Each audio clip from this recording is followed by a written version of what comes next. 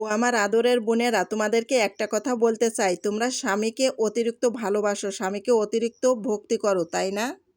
হ্যাঁ, অবশ্যই স্বামীকে ভালোবাসতে হবে, স্বামীর প্রতি বিশ্বাস রাখতে হবে। স্বামীকে ভালো না বাসলে তো ওই বাড়িতে আর থাকা যাবে না, তাই না? তুমি হচ্ছে পরের ঘরের মেয়ে।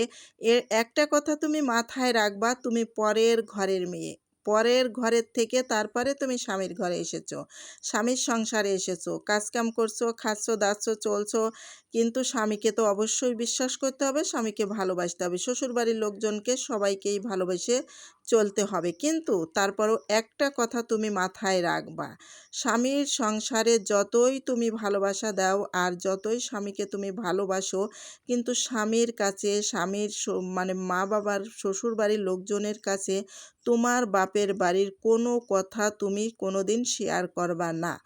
যখনই তুমি শেয়ার করবা ভালোবেসে, তখনই কিন্তু তারা আবার ভালোবেসে তোমাকে হাসতে হাসতে বাঁশ ঝাড়ে যাবে।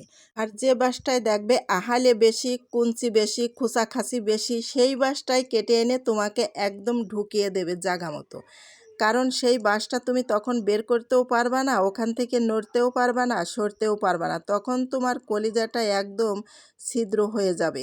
এই জন্যে আমি বলি, প্রিয় বোনেরা, যারা তোমরা আছো তারা কখনোই ভালোবাসা দিয়ে, কখনোই স্বামীর গলাগলি ধরে, স্বামীকে ভালোবেসে কখনোই তোমার মনের কথা শেয়ার করো না। তোমার বাপের বাড়ির কথা কখনোই শেয়ার করো না। তারা কিন্তু জানে যে এটা হচ্ছে আমাদের ফ্যামিলির কেউ না, এ হচ্ছে অন্য একটা ফ্যামিলির মেয়ে। কারণ সে হচ্ছে পরের ঘরের থেকে আসছে। তোমাকে কখনোই তারা আপনভাবে মেনে নেবে না। তোমার স্বামী কখনোই তোমার মানে ওই কথাগুলো মেনে নেবে না। ভালোবেসে শুনবে, শুনে তারপরে তোমাকে ওই আঝাড়া বাঁশ দেওয়ার তালেই থাকবে। তখন তুমি সহ্য করতে পারবা না, সেখান থেকে বের হতেও পারবা না। ওই আঝাড়া বাঁশ তুমি যতদিন বেঁচে থাকবা ততদিন মানে নেয়ার তালেই থাকতে হবে।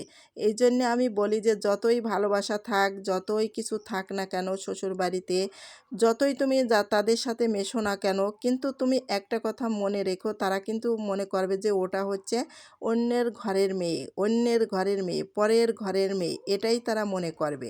এই জন্যে আমি বলি যে কখনোই ভুলেও তোমরা স্বামীর কাছে তোমাদের বাপের বাড়ির কোনো ইতিহাস, কোনো কথা কখনো খুলে বলতে যাবা না। আর বলতে যাবা তখনই তুমি একদম ফেঁসে যাবা, কখনো ভুলেও বলবা না। তা প্রিয় ভাই বোনেরা, আজকের ভিডিওটা তোমাদের কেমন লাগলো? যদি ভালো লাগে একটা লাইক কমেন্ট করতে কেউ ভুলবা না। পরে আবার যে কোনো নতুন ভিডিও নিয়ে তোমাদের মাঝে চলে আসবো। আর আজকে আমি কিন্তু গরুর মাংস দিয়ে আর হচ্ছে আলু দিয়ে রান্না করলাম। আজকে আমি যে কথাগুলো বললাম, আশা করি আমার অনেক বোনেরাই, অনেকেই সতর্ক হয়ে যাবে। তা আজকের মতো বিদায় নিলাম। সবাই ভালো থাকো। আল্লাহ হাফেজ।